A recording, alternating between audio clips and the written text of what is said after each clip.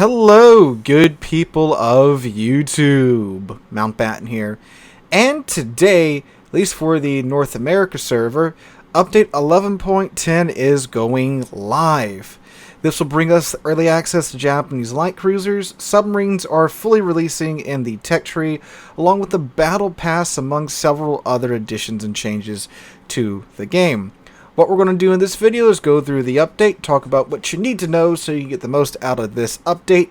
I won't be hitting all the small details for this update, so if you want to see every single minute detail, please check out the link in the description down below, which will bring you to the update page, and you can check that out.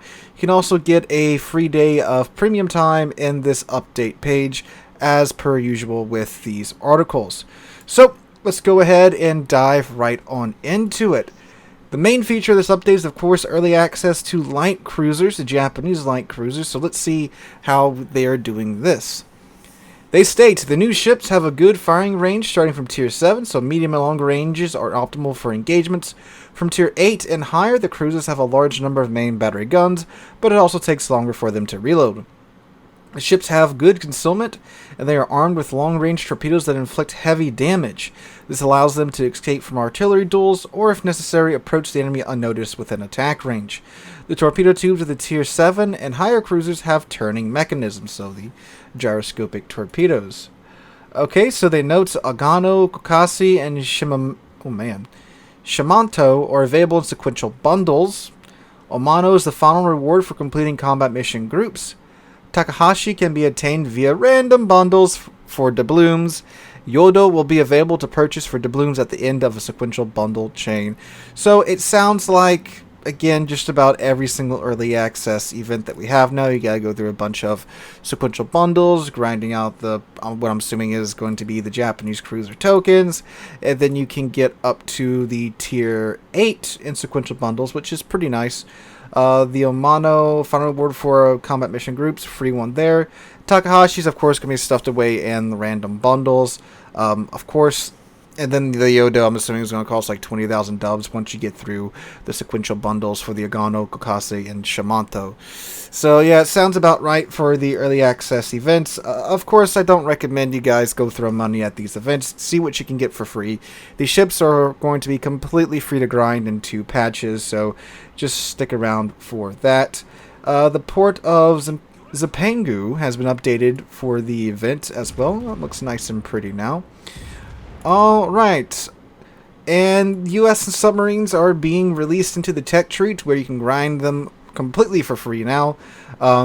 Many of us have played these ships quite a lot during the testing phases, but now you can grind them and add them to your port permanently if you wish to do so.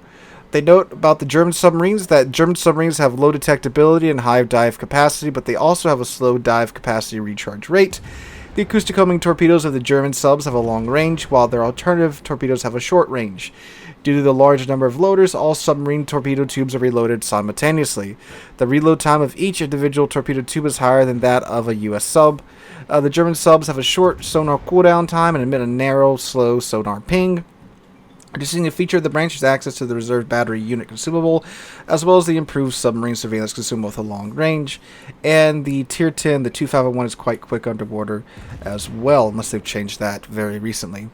The US subs, they have a smaller dive capacity, but recharges faster. The sonar has a longer cooldown, but its ping is wider and travels faster, making it easier to hit targets. Their acoustic homing torpedoes have a shorter range than the German torps, while their alternative firing mode have a long range. Each individual torpedo tube has a short reload time, but due to the small number of loaders, they cannot all be reloaded simultaneously. US subs have access to the enhanced rudder gears consumable. Their hydrophone has a long range and short cooldown time, and the duration of the damage con is also increased. Alright, so that's the submarines. They're out now fully with this update. So this is the first update where submarines are fully in the game, full force, in the tech line, all that jazz. So we'll see what effect this has on the game going forward. Also with update 11.10, the sub tokens you have in your account right now, if you don't spend them before, well, today, you will get an exchange rate of 1 sub token for 3,000 credits. Speaking of controversial things, the Battle Pass is being released in full with this update. So, they note, starting with update 11.10, the game offers a Battle Pass feature. A new Battle Pass will start with the release of each update and remain active until the start of the next one. The Battle Pass progress bar is divided into levels. You need Battle Pass points to fill the bar and advance to higher levels. These can be earned as a reward for completing daily and weekly combat missions. 2 reward chains are available to you, free and premium. They share a single progress bar, but you need to purchase access to the premium chain. For the free Battle Pass, among the free rewards, you can find various containers, free and elite XP, free and elite commander XP, I should say, credits, coal, steel, research points, and port slots. The total value of the free mission chains is comparable to the value of the rewards that were obtainable from daily, weekly, and monthly combat missions prior to the release of update 11.10. And for the premium Battle Pass, they state, the premium chain will offer additional rewards, including coal, research points, credits, free XP, and elite commander XP, steel, and economic bonuses of various levels, including unique ones. Tokachi is the final reward of the premium chain in update 11.10. Another advantage of the premium chain is that players who have access to it can purchase BP levels in exchange for doubloons. To complete the entire Battle Pass, you need fewer points than you can earn from all combat missions. This means that you can miss some of the missions and still be able to complete the Battle Pass. If you continue completing combat missions after completing the Battle Pass, you will receive fixed additional rewards. So we've done a couple of videos looking on this. Wargaming's released some clarifications. And, well, this is, of course, going to be the final judgment on whether or not they've been telling the truth about this whole Battle Pass system. But again, according to them, you should, in fact, earn very similar, if not, in some cases, more with this Battle Pass system than with the system of, well, the day that I'm recording this, of the system of old. But it is, of course, going to be all out and available for us to see, so we shall see if they make good on their word. So this one, I haven't heard anything about this until today. Dealing with unsporting conduct. The unsporting conduct penalty system has received a number of improvements in update 11.10. The main goals of these changes are to improve and generally make the definition of inaction in battle more accurate, as well as to eliminate situations where players could, for various reasons, avoid penalties for unsporting conduct. We've finalized and added to the existing criteria, and we've also updated the procedure for checking players for the violator status. Players who receive a penalty for unsporting conduct in battle do not receive credits or XP for that battle. In ranked battles, such players do not receive stars if their team wins. If the situation is repeated, the color of the violator's nickname changes, and in order to remove the violator status, they need to fight a certain number of battles without any violations. If the violations do not stop, the penalty can be toughened up to a restriction on entry into certain battle types, like you'll be forced to play co-op. Okay, That's it seems like they're taking a more aggressive stance against bots, because there's websites you can go to where you can buy bots that all they do is just go into battle, sit there, maybe they'll drive around or do something, but in large parts they are inactive. They don't do anything. But by just going into battle and winning, you know, if you put a bot in a battle, so said, it will have like a 48% win rate just from doing nothing. And players will pay for bots to grind out their ship lines and such. So I guess they're trying to take a more aggressive stance on bots like that. I mean, unsportsmanlike conduct for real players, the only thing you really need to worry about is shooting your fellow teammates, or of course leaving a battle early. Do that too many times and you'll be slapped with this warning. It does take quite a few battles to actually get restricted into co-op, so it's a non-issue for most players. Alright, Clan Battles is kicking off again. This go-round is from November 9th through January 15th. It starts on... I'm sorry, the restrictions start. No CVs or submarines, no more than 2 BBs per team, no more than 3 Kleber and Marceau, or combination of both, per team in total, no more than 3 mercenaries per division. Brawls are also starting back up too, with November 7th being the start date, November 14th being the end date. And it's 4v4 on Tier 5 ships.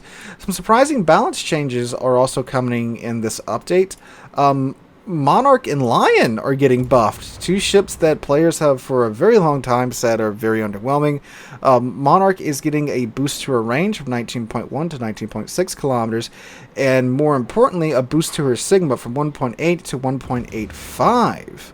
and that's a pretty big deal, especially on battleships.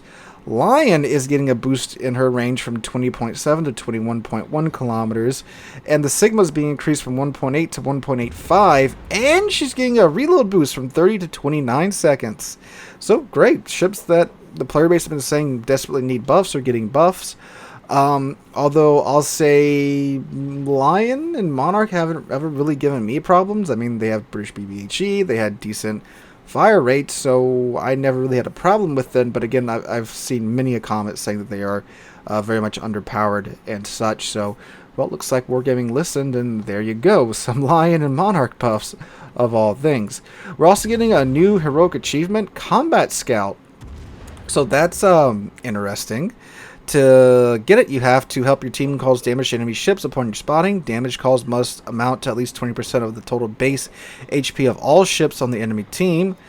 Deal damage to enemy ships. Damage caused must amount to at least 5% of the total base HP of all ships on the enemy team. That's good, encouraging some more scouting. And that's something that I've mentioned beforehand. They need to add in more achievements and bars for support roles, because there's really not much of that in the game at the moment. Something to encourage supportive gameplay.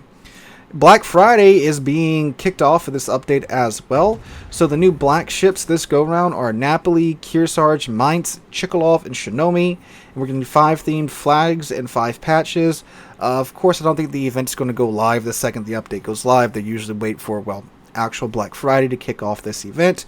This event does see the return of all previous Black Friday ships, so if you're looking to pick up an Alaska or a Jean Bart or Massachusetts, now is the time to do it. I would absolutely buy those 3 ships. Those 3 ships are excellent and highly worth the money in my opinion. So there you go. That's my suggestion for you for there. Napoli B, Kearsarge B, Mainz, Chikhalov. I mean, those are all good ships, but they're in the game. If you're going to buy black ships, Alaska, Jean Bart, Massachusetts. Those 3 right there. Take them. Enjoy them. And that's all the main points of this update. Again, there are several smaller changes and updates. If you want to check out the article again, follow the link in the description down below for that, and get your free day of premium time as well. So guys, let me know what you guys feel about this update, or how you guys feel about this update, I should say. I think it's neat that we're finally getting the Japanese light cruisers. It's been a long time coming for them. Submarines being fully released is, of course, a very important day for the game with that. We'll see what the effect of that is on the game. Of course, many players have been saying doom and gloom for some time, and if yesterday's video was any indication, there ain't a whole lot of interest in submarines. Today's video, it's barely crossed 3,000 views, like 12 hours after it's been uploaded. That's beyond low for a Warships video on my channel. Usually, at least, you know, even the more unpopular videos that I put up for Warships at least have like 7,000 or 8,000 views a day. This one is far below the curve there so far. So yeah, I don't think there's a whole lot of interest in submarines. So yeah, let me know what you guys think in the comments down below. Hope you guys enjoyed. Hope you guys have a wonderful Wednesday and a wonderful rest of your week. Hope to catch you guys in the next one.